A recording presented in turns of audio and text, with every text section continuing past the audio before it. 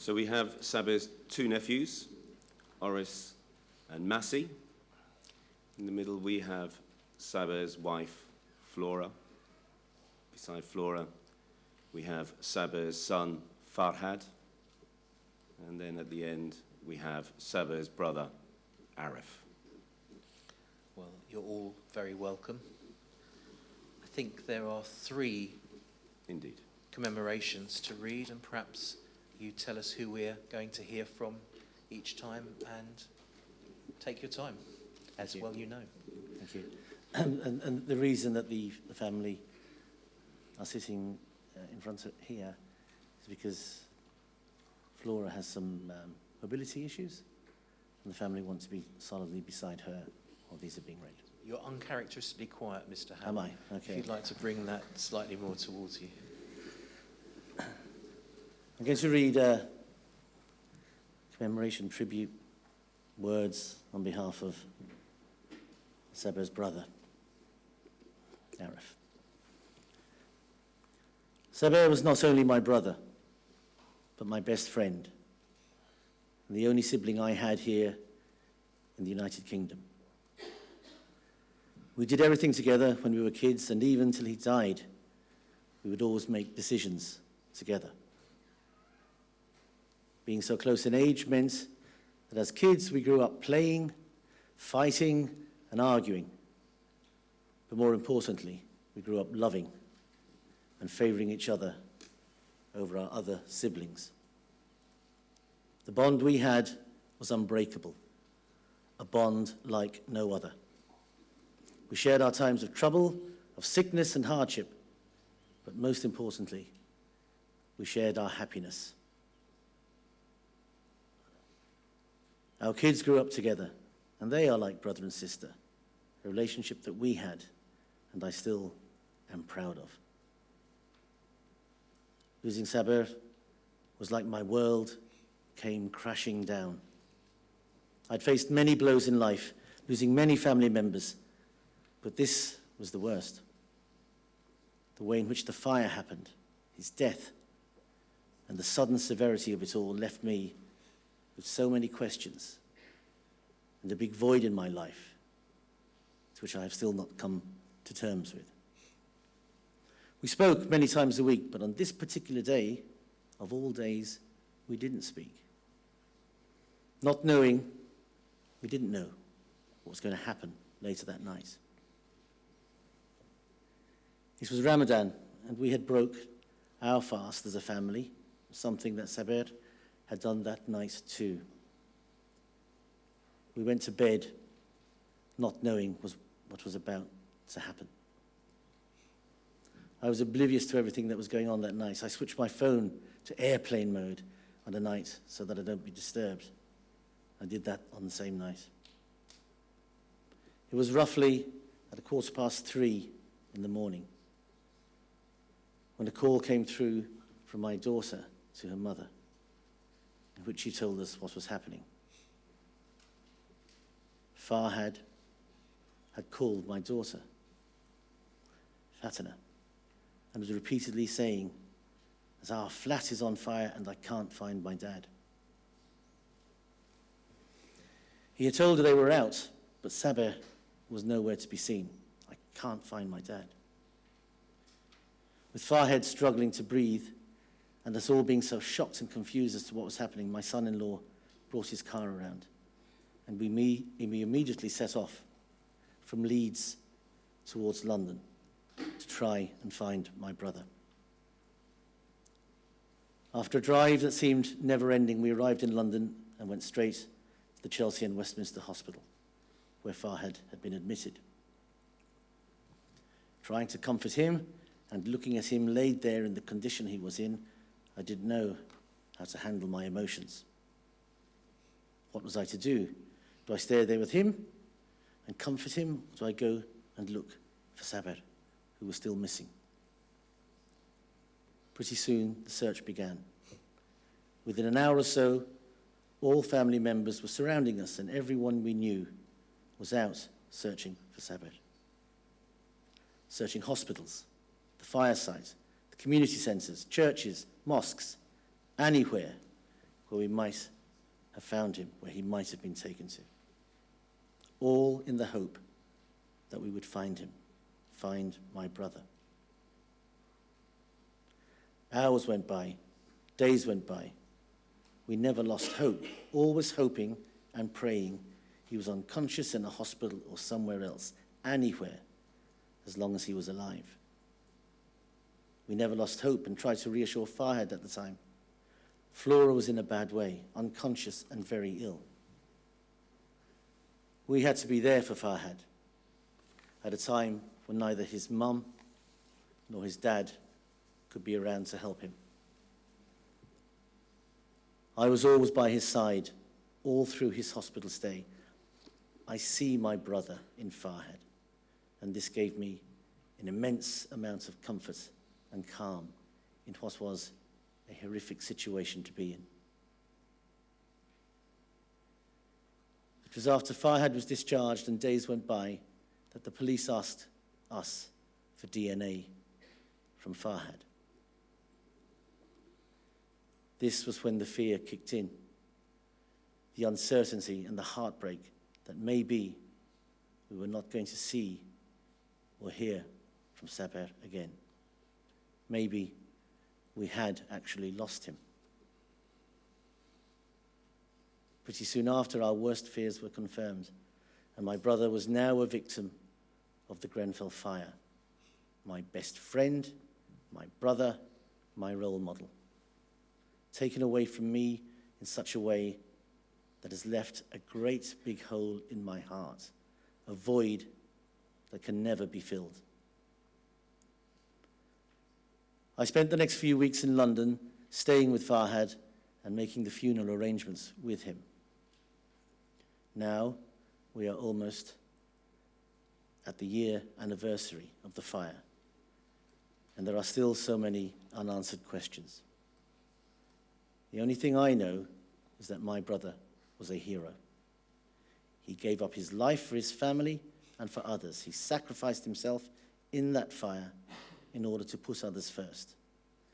That is just the brave and selfless person that he was. And that is a memory of him that I will hold in my heart for as long as I live. I will ensure that I am there for Farhad and I am there for Flora, as that is what he would have wanted more than anything else. He would have wanted for them to be happy and safe, even when he can't be there to give them that. I hope we can get more answers from this inquiry, and more importantly, justice for all those innocent people who also lost their lives in this fire, including my brother, Saber. I think the second commemoration is going to be read by you. This is a statement on behalf of Saber Neda, Saber's son. My dad was a unique person. I spent nearly all my life before the fire with my family, living on the top floor of Grenfell Tower at flat 205 on the 23rd floor. We are a very close and happy family. I grew up in a safe home, full of love and full of laughter. My dad loved life and loved meeting people. He would get along with almost everyone, no matter what age, color, sex, or religion they were. He would treat everyone the way he wanted to be treated himself, with respect. And for this reason, he was loved by so many. He was a man of deep integrity and fairness.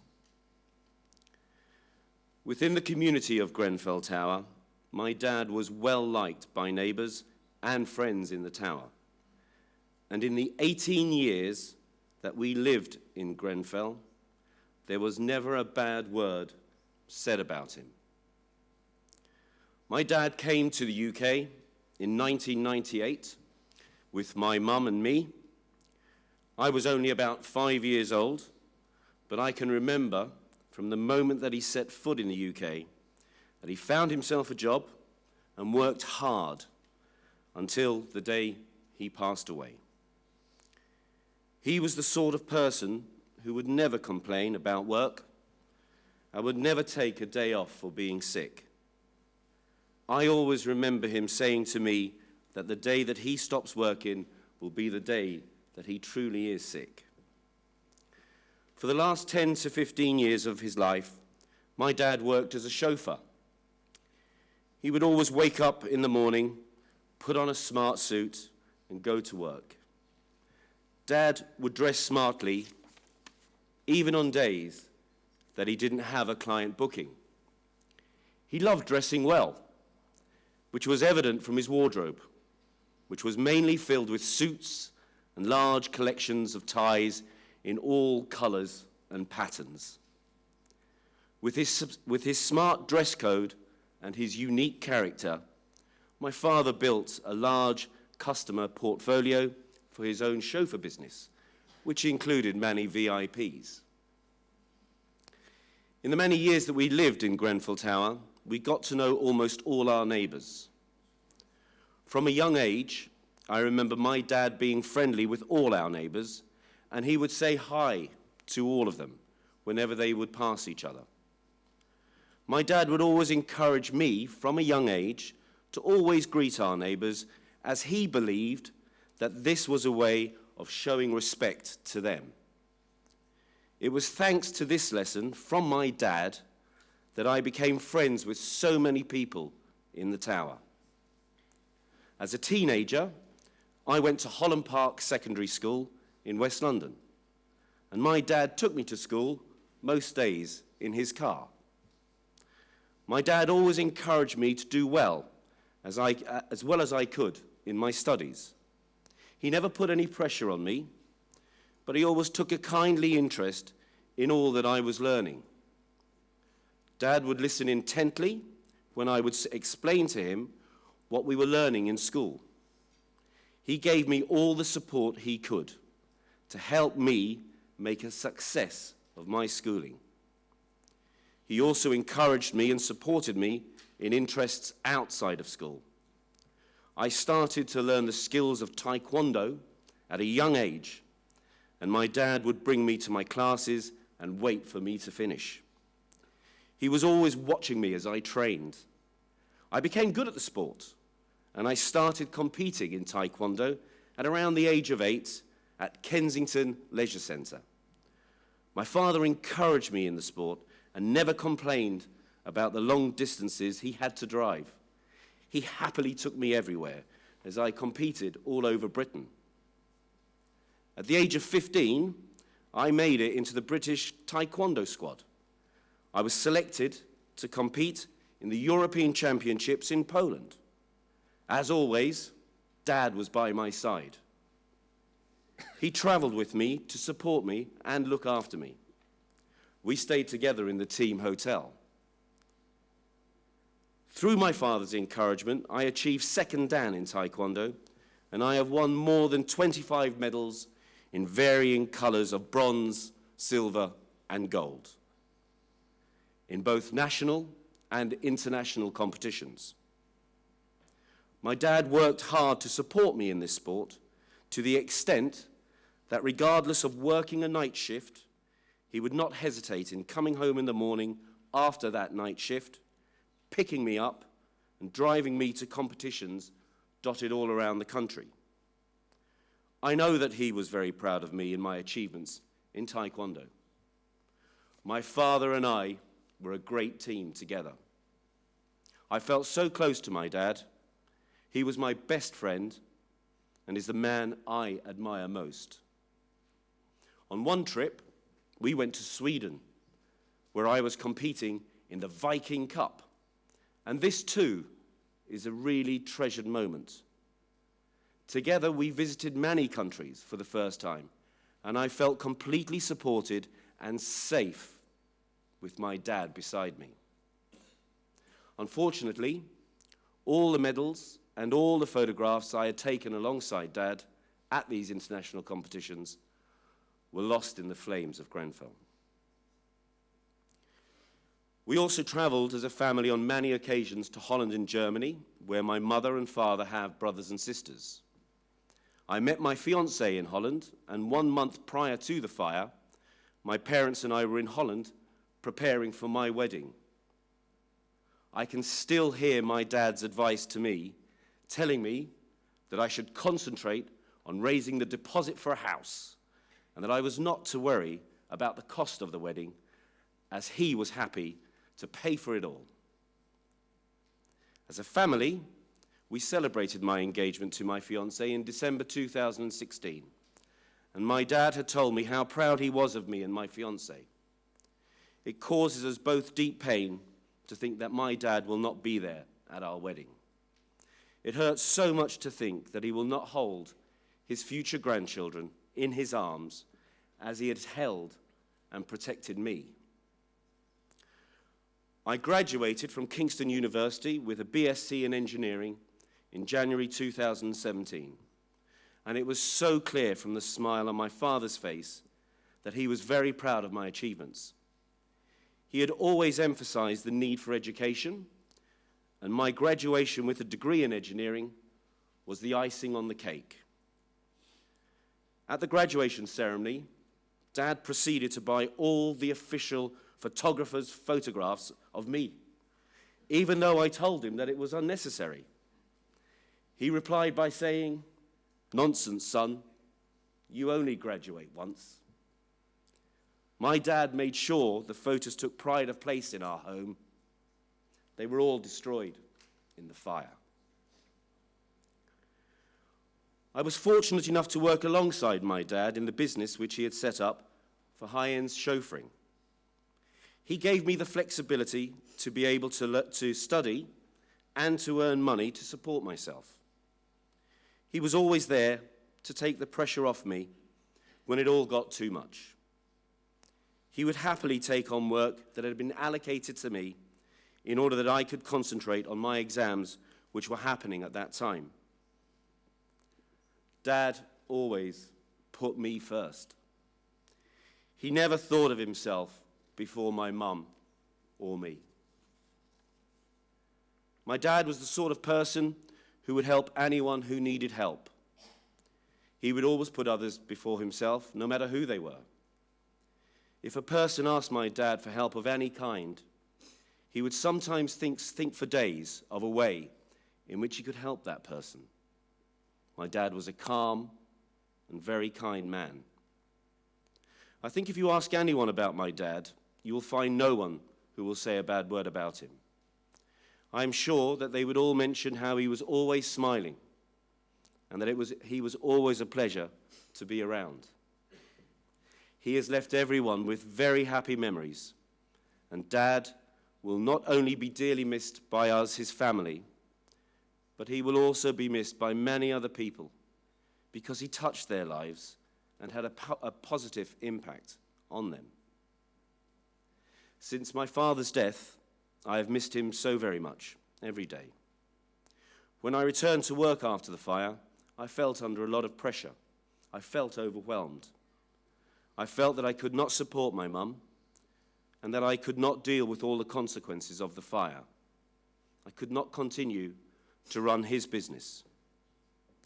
I was in a state of deep despair and shock. However, one night I dreamt about my dad, and he came to me in my sleep, and he told me in his calm voice, "Don't worry, son, I'm behind you." Thinking about my dad and trying to do everything I can to be there for my mum and to honor my dad's example has given me the strength to carry on, even though it is so difficult. My dad is dearly loved, and he is sorely missed. My dad will never be forgotten, and I know that he will be looking after us. He will always be behind us.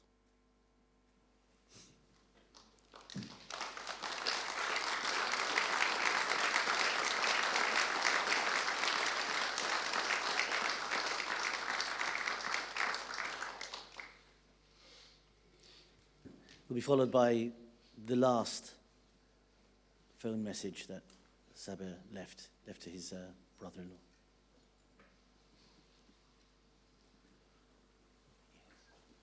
Ready?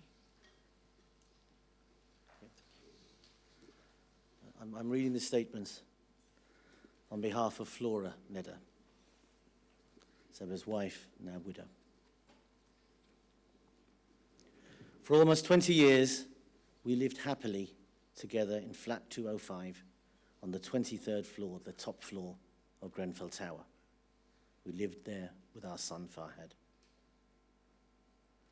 We were both born in Afghanistan and grew up there.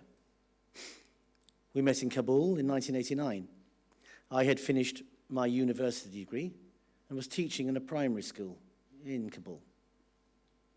My school colleague and best friend introduced Saber to me. He was her brother-in-law. I was 26 years of age at the time, and Saber was 28. He had just returned from what was formerly known as Czechoslovakia after 2 years of training in the Afghan army. When he returned to Afghanistan, he was part of the training team for new recruits within the Afghan army. He was a high-ranking army officer. It was love at first sight, which was, at that time, difficult given the traditions of Afghan society. My father did not take to Saber immediately. It took my father 2 years to give his approval to our marriage. And we were married in 1991 in Kabul. We were together as husband and wife for over 27 years. Our one and only child, our son Farhad, was born in Kabul in March 1993. And I remember how happy and how proud Saber was that he was the father of a baby boy. It was forbidden at that time to have men at the birth of their children in Afghanistan. And I remember holding our newborn son, Farhad, up at the hospital window so that Saber could see him from 2 floors below.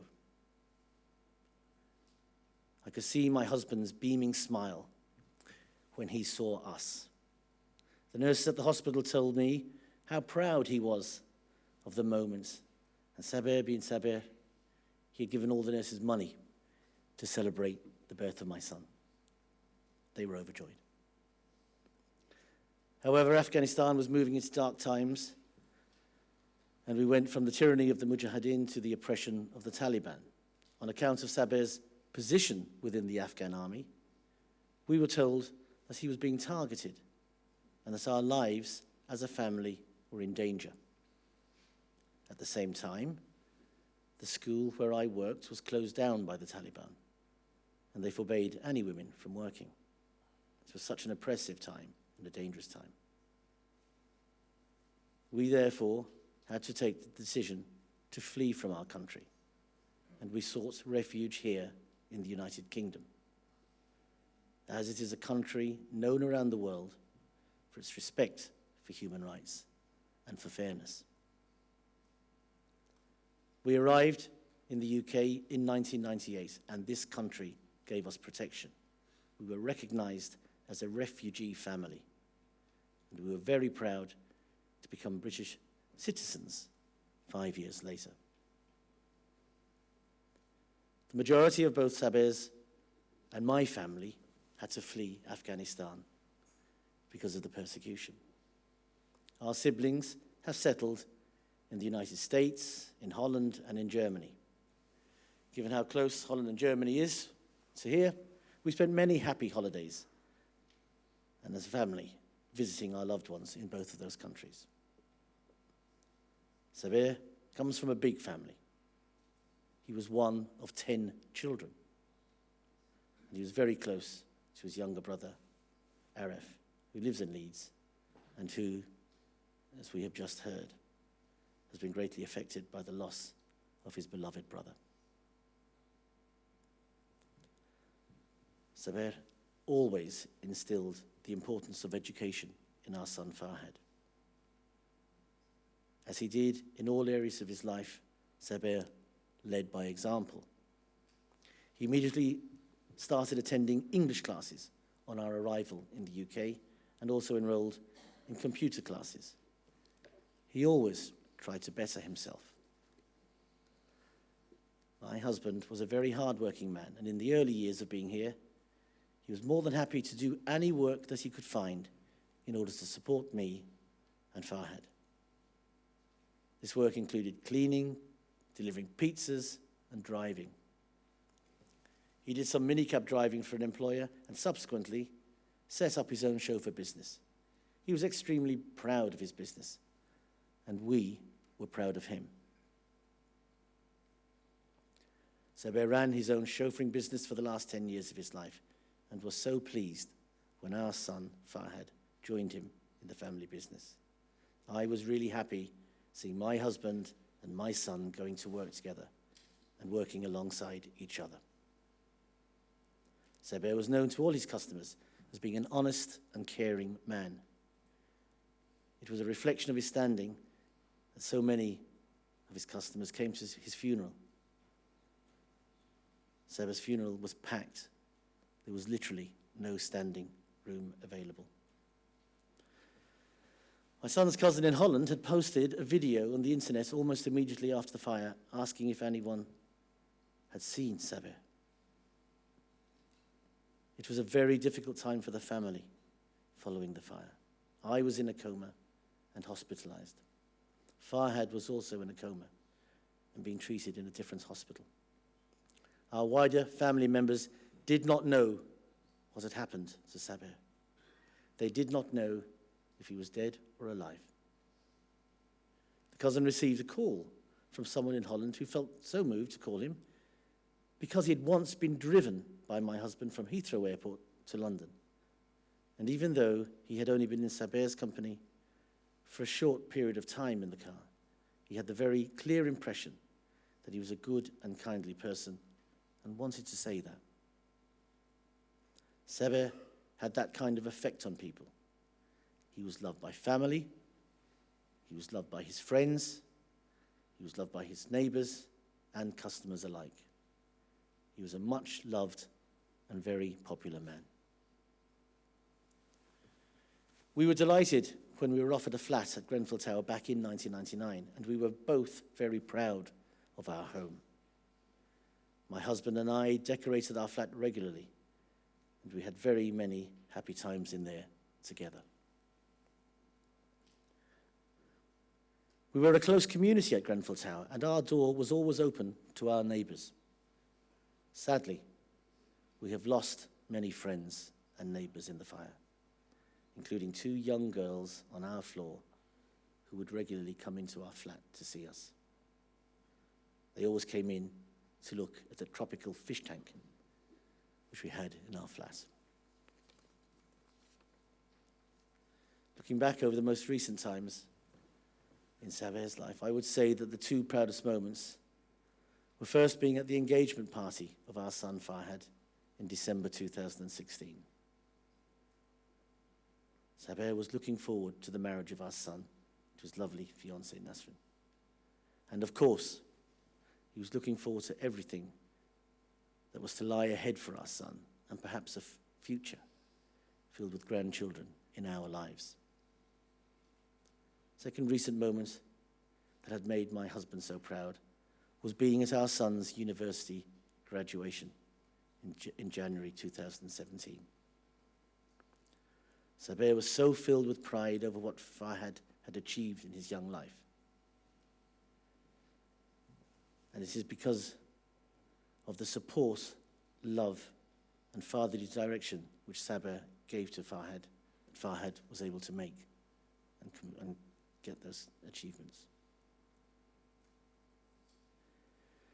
It is just so sad that my beloved husband will not be with us at Farhad's wedding and will not be there to see and hold his grandchildren or share in the joy of becoming a grandparent.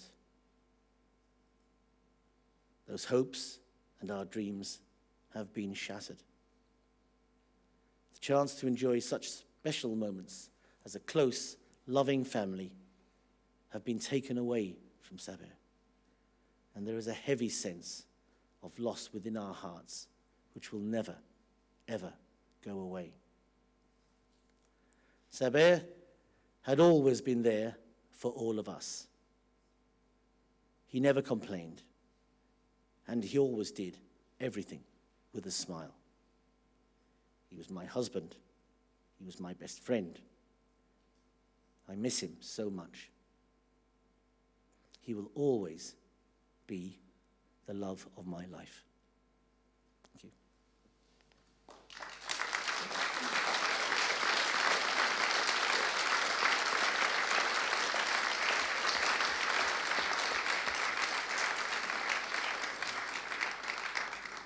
I think we're now going to hear that last recording.